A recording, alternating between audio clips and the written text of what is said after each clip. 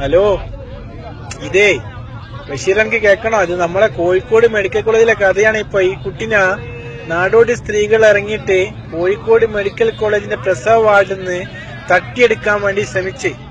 അങ്ങനെ അഷ്റഫ് എന്ന് പറഞ്ഞ മാനിപുരത്തുള്ള എന്റെ ഒരു സുഹൃത്താണ് ആദ്യമായിട്ട് ഈ കുട്ടിനെ ഇവര് ബാഗിലാക്കിയിട്ട്, കുട്ടി ബാഗിൽ നിന്ന് ഒരു ചെറിയ പൈതലിനെ ഇത് ചെറിയ ബാഗിലാണ് കുട്ടിനെ ഇട്ടത്.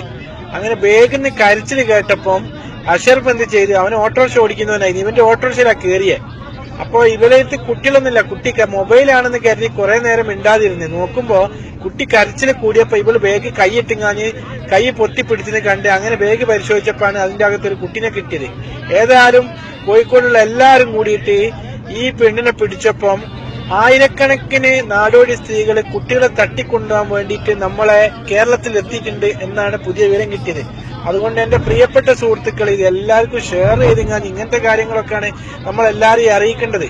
അപ്പൊ കാണുമ്പോൾ നമുക്ക് എല്ലാവർക്കും ഇങ്ങനത്തെ പെണ്ണുങ്ങളെ കാണുമ്പോൾ ബാഗെല്ലാം കാണുമ്പോൾ എല്ലാവർക്കും ഓർമ്മ വരികയും ചെയ്യും. അതുകൊണ്ട് എല്ലാവരും ഷെയർ ചെയ്യുക, മറ്റുള്ളവർക്ക് എത്തിച്ചു കൊടുക്കുക. മുനീർ താമരശ്ശേരി.